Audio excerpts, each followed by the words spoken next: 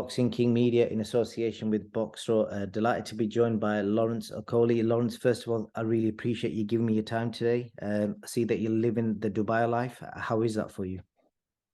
Right now it's good. I've been seeing everyone's pictures and videos on Insta and Snapchat. It's looking a bit cold right now, so it's good. I'm spending a few weeks out here just before I get into full camp.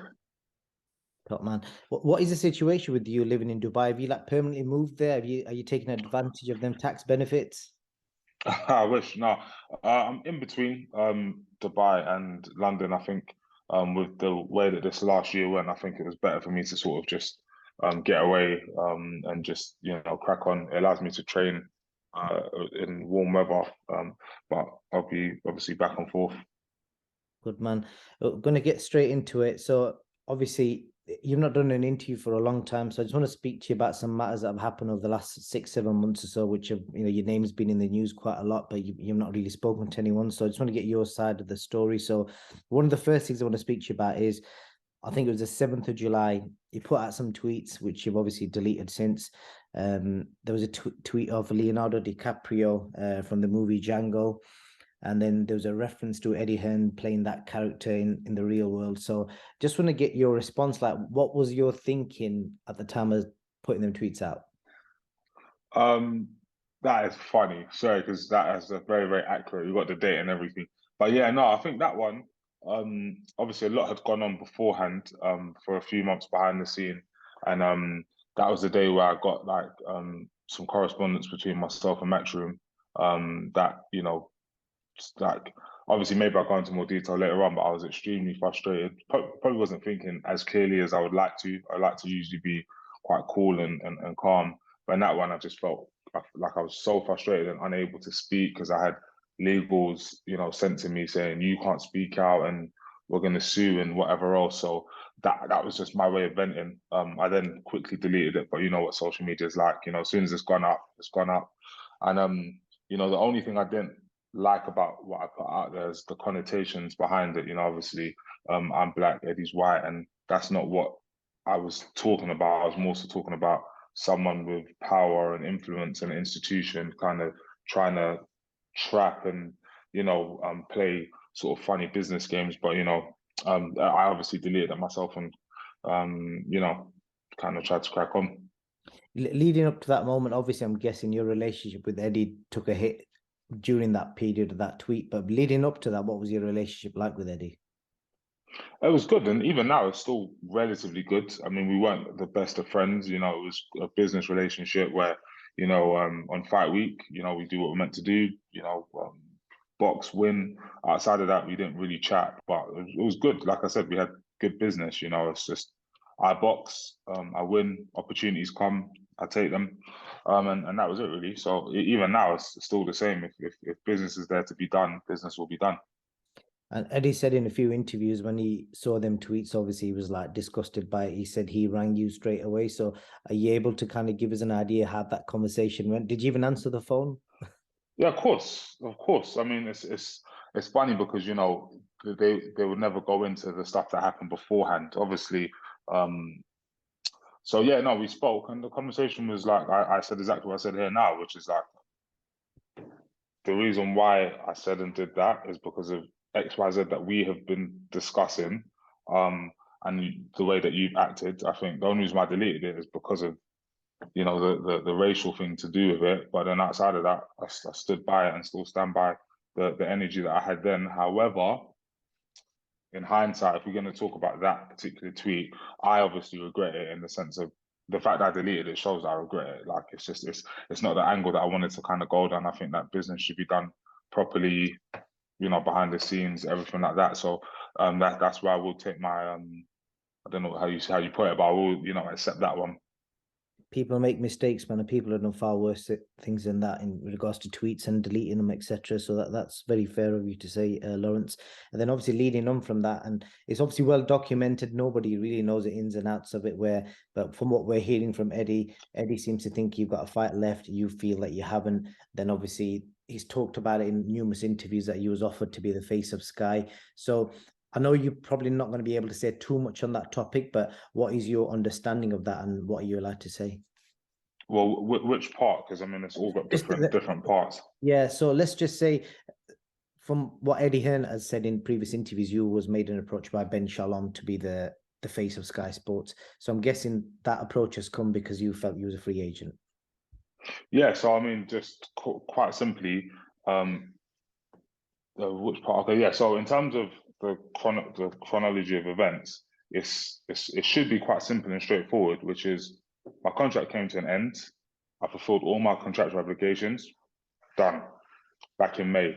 Me and Eddie and 258 and Matchroom, Frank Smith, etc. We all, began negotiating a new deal. I was very happy at Matchroom. Happy with the whole setup. I'd won British, Commonwealth, Europe, like everything was going pretty good. However, we got to that point, contract's over, we're negotiating a new deal, and I felt like they were very like lackadaisical, like not really pushing on time, like it was just nothing was happening for months. It was just very hit and miss.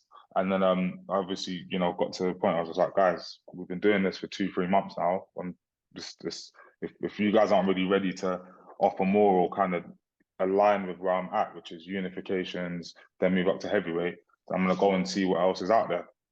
Once I've done that, found out what was out there, came and presented it back, to Matchroom and said, listen, guys, like you don't even have to hit these numbers. You just get close enough. Like you're saying that I'm this. I'm telling you that multiple agencies are showing like, yo, like this is what Lawrence really is. If you guys want to match it, no. If not, handshakes, move on.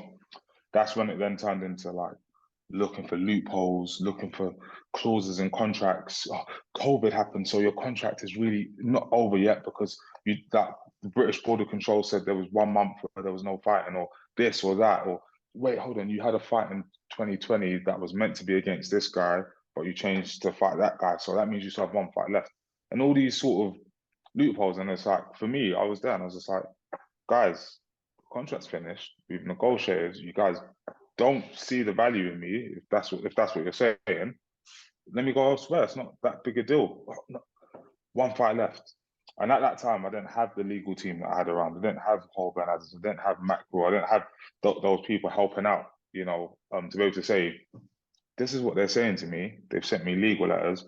Eddie's asked me for X amount. Like, he's seen the deal and said, you need to pay me X amount out of that deal to be able to move on.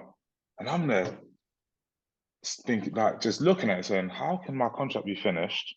How can I have had all the fights I was meant to have? How can my management say it, legal say it, X say it, and then you just say, nope, throw on your toes at the time, this is what it is. So that's where the sort of clash happened. And I was still okay, like I was still obviously dealing with it behind the scenes until I got legal letters that said, you can't speak out. And the only way this is going away is if you pay, I don't know what it was, like £500,000 out of your new deal to be free. And it's just like, if you like, obviously, I don't want to overdo it because it's a tweet in the grand scheme of things. But the reality is that's how I felt at the time. It's like, I want to go on and push on, but I'm being told you can't. I don't care what else is going on out there. There's loopholes and we're going to use them. There's legals and we're going to use them. There's what was the other thing they said? We'll spin whatever, like just a whole bunch of stuff. And for me, like, it's like, of course, like I'm never going to get into a popularity contest in boxing. I'm a boxer. That's what it's about. It's about me fighting and winning. So when I see tweets or Eddie doing interviews, it's like, for me, I don't actually care about any of it at all. The only thing I want to do is box. Whether people are agreeing with Eddie, people agree with myself, people like, obviously I know what boxers think because boxers are the ones that, reach out and talk to me about that stuff. But for me, none of that stuff matters. All that matters is cracking on. Like, I don't have a problem with Eddie. I don't have a problem with Matchroom. Like, well, good. It's just business. I understand why they would do it in their business and why they'll do it for their business. I just know that as a person, I just don't think it's right personally. But that's it. So it's interesting. You put some context on that tweet. So just in short, basically, you were being asked to pay $500,000 from your new deal to be released from your contract. And I'm guessing that's where the tweet come from. That's basically what you're saying, yeah? Yeah.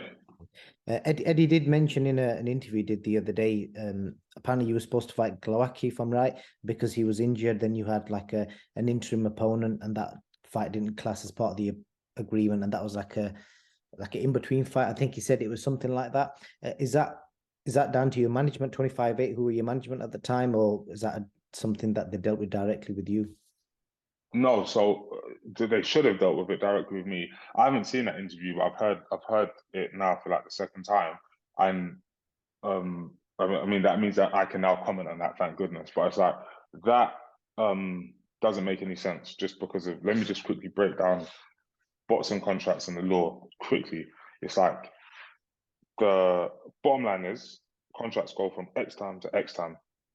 That's it. Any alteration that's going to happen, they need to get verification from me. I am the boxer, the one that's going in the ring, taking the risks, taking the punches. By law and just morally, if you're going to extend or do anything, you come to me and you say, "Oh, this is that," and sign something outside of your contract. You don't just say it amongst yourselves and bring it up 18, 20 months later. Like the only time that that ever came up was when it was time to ask me for money, and when they wanted me to box for the same amount with them and not take a new deal, it's, "Oh, actually, you've actually got another fight because COVID happened and you didn't box Glowacki the time you were meant to box him." And like, so it's just literally just trying to find loopholes to kind of keep me there and keep me at this thing. And then I look and I say, that's all good. I get as a business why you'll do that. But just think about, like, in terms of, as a boxer, every time you go into the ring, you're risking your life. You try to work with some people, it gets to the end, you've done everything that they've done everything you've asked, but now you get the opportunity to either box for more, be the face of Sky, be this with another promoter, or whatever else. You see that you're being offered more elsewhere. Why would you lower like your value by staying somewhere? Like, it just doesn't make any sense. Like, it's like for all of this talk, it's like I've seen Eddie just obviously spin on whatever narratives, and for me, I look and I just think to myself, if like Lawrence is a losing commodity and I'm so rubbish and all this, that, and other, why there such a big deal about me having this one more fight, which obviously contractually is impossible? And I now have correspondence from Matchroom to the exact fact that I said for the last however many months, which is there is no fight. Like, but publicly he'll say one thing, but behind the scenes I've got all the emails and all the correspondence saying the opposite. So it's like, but I choose not to get involved in all that stuff. All I want to do is clear a path. When's the next fight? Focus on that and then move on. And did that break your relationship down with 25-8 just on the basis of that particular fight? No, I just think that obviously, like with that, obviously that's something that happened. But for me, it's like we've been together for X amount of years. Same with Matchroom, and I wanted to go a different route. That's really it. Like they've done good stuff with and for me. I did the same. And yeah, we just went separate ways. Eddie obviously has said in numerous interviews that he's lost a lot of money on you. He's talked about it openly, saying that he's got you all the belts, all the straps domestically and worldwide. He's lost money on you, and then he's obviously mentioned this Rolex as well. So when you're hearing them sort of things, how does that make you feel? Nothing at all. I mean, I think really, if you just look at it objectively, if someone's losing you money, why would you fight and scream and do interview after interview saying they've got one fight left to lose you more money? Just like, I mean, just literally common sense. Why on earth would you do that? In terms of the Rolex and stuff like that, I think that was a great gesture from him. He said, if you win this, like when I was an amateur turning pro trying to choose a promoter, I'm gonna get you a Rolex. I said, damn right, I'm gonna go do it. I've won it. You got me the Rolex.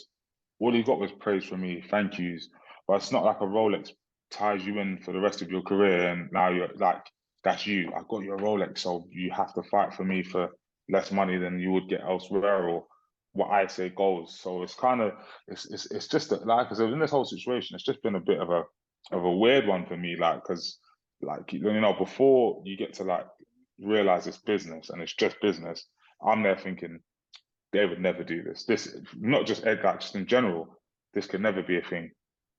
A narrative will never be spun. They would, like, if I got a better deal elsewhere, they would shake my hand and wish me the best. All of these things, that's what I thought. But when it's time to show the action, it becomes this business. God, pay me to get out. No, this. I'm gonna say this in the interviews. I'm gonna do that. So it's just, it just kind of shows. Just based on that point you said there about, if we're this business and if I got another deal, you shake hands and go. I did actually ask Eddie Hearn that question the other day. I asked him, you've said in previous interviews, if a fighter wanted to leave and didn't want to be with you, you said previously you would let them go. Why would you not let Lawrence go? I asked him that. That's a great question. I want to know the answer. The answer was because I've lost a lot of money on him, and then I think he referenced to your tweet as well. Because So, of what you said, and then the fact that he's lost a lot of money on you. well, it has to be one or the other, because the bottom line is, before the tweet ever went out, we had discussions for months. So it's a pretty cop out thing, and I understand why he would do it, because for him, like, anyway, I don't want to turn this into back and forth. Like I said, I have actually no issue with them lot. But the bottom line is, if you lost money on someone, why would you be so eager to lose more money on them on another fight? Is the first question. And the secondly, he knows, because we've discussed why I ever tweeted that. And the fact is, to him, I said, my bad. To anyone listening, I said, my bad. Like, it's like, I'm not proud of that tweet, but I don't think that's something that should indefinitely lock you into, he can't go nowhere. I can't, like, it shows that he's taking it like something that's very clear cut legally and clear cut business, taking it extremely personally, which I can understand to a certain extent. I'm a human being as well. But the bottom line is, someone's got a better offer when they're out of contract, done everything after them, either shake hands and move on, or offer more money to the fighter. Because at the end of the day, when it's all said and done, nobody in any job is going to do the same job for less money here than they would there. And when you talk about like all that kind of stuff, it's just like, I look and I just say, look at the actual person that's saying it and the business model that they've got. Fighters come, fighters lose, unfortunately, and I don't see them being pushed the same way. Like, people that I know personally, my close friends, I've had 2 friends who've had injuries in boxing that have stopped them from being able to box anymore, and that's the end of it for them. So it's like, I'm in this situation where it's like, you never know what any punch is going to do. So I say, cool, I need to maximize what I can out of boxing. But it shouldn't be rocket science. It just is what it is. But a lot of times, like in these situations, like, people forget what they've done. Like, Eddie Hearn is someone who, as I've said, was with Sky Sports, built up years of being an exclusive promoter, built up AJ, built up all of these fighters, and then as soon as his contract came to an end with them, he got his own billion, waved around that check, and then left. So why is it any different when I move on? The difference is, when I move for myself, and it doesn't affect anyone except for me and Matchroom. But with that, it's affected the whole organization. So it's like I'm not here to do tit for tat, like, really and truly, but it's just actually look at it. And but anyway, is what it is. And just to conclude, the last question on Eddie, are you happy that he's done a great job for you, obviously, because he got you all the domestic titles, and when you turn professional, you'll have seen what people said about you, the fact that, oh, this guy's raw, he hasn't got the skills, etc., etc. But you sparked everybody out, beat all your available challenges, won every belt that you could win. Yeah, done a great job for you. Would you agree with that? 100%. As I said before, this situation went left, and even now, I'll still say, done a great job. I obviously have to be the boxer to go in and win, because I've seen a lot of other fighters who've gone for world titles or European or British titles and they'll come unstuck, and you don't like, no one takes the credit or the whatever you call it, the bad side of losing. But when you win, it's, we done X, Y, Z. But just remember, I had to get myself out of McDonald's to being a good amateur to get into the Olympics before I met anyone. Turn pro. Me and Isaac, whatever anyone wants to say about the fight, 7-0. Not like, I can't see what's happened with Isaac in his career when he took the loss. Then box Luke Watkins, the York call for excellent, and then became mandatory then for the British. Won that when everyone said, don't take that fight. Matty Askins too good, it's too experienced. I took it. Mandated for the European title, went in, won that. Then through as I said, the infrastructure at Matchroom is amazing, and I have to give credit. But the bottom line is, when I boxed for the world titles, because I'd won the European, got to the #1 spot myself through the work I put in, and then there was a situation with Glowacki and Bradis where they had that crazy fight. So I became mandated for the world title. At no point was it look, I'm about to, Lawrence, I'm going into the pot and I'm gonna get you this. It's like I just like don't want to say fortunately, I just put myself in position as alongside Matchroom. So I saw love either way. Definitely. And just to conclude, last couple of questions. Are you still with Shane McGuigan? What's your training setup going to look like going forward? Yeah, so I think with that one, I'm taking over outside the camp, either here, America, wherever. And then when it's time to fight, me and Shane get it cracking. And then with regards to your next fight, it's gone up to purse bids. You will have seen all the comments online. Everyone's thinking it's pretty obvious Sky are going to go in hard and get that final fight. If it is your final fight under the Matchroom contract, will probably end up being on Sky. A bit like Dalton Smith's recent situation. Is that what you're hoping for? No, not really. I'm just hoping for whoever pays the most money. Like if Matchroom pay, then that's where it is. If Frank or some Americans pay, whatever it is, I don't really mind. Like it's just about moving on. Like this is a fight that I need to have against a fighter who is is actually really good, 20-0. I was meant to box him back in 2020, and then he said absolutely not. I'm gonna get to the mandatory position, and lo and behold, he done it. So shout out to him, and I look forward to our fight. And last question for you, Lawrence. Any regrets on how the last year or so has panned out in your life? Are you happy with the way things are? Oh no, definitely not. The only, like I said, in this whole situation, the only thing that I ever think twice about is tweeting. Outside of that, the decisions I made in terms of honoring my contracts, standing my ground when I was trying to be bullied, I'll never regret that because I know what's happened outside of boxing. I won't come here and brag, but I know the position I was in then, and I know the position I'm in now. So all good. Lawrence, I really appreciate your time. Is there anything else you want to add before I let you go? No, just thank you for being objective. I've seen your interviews left, right, and center, not just with Eddie, just in general, and keep doing what you're doing. I appreciate that, man. I've known you since the amateurs before you was a professional, so I respect that. And, top man, I wish you all the best with however life pans out for you. Much love.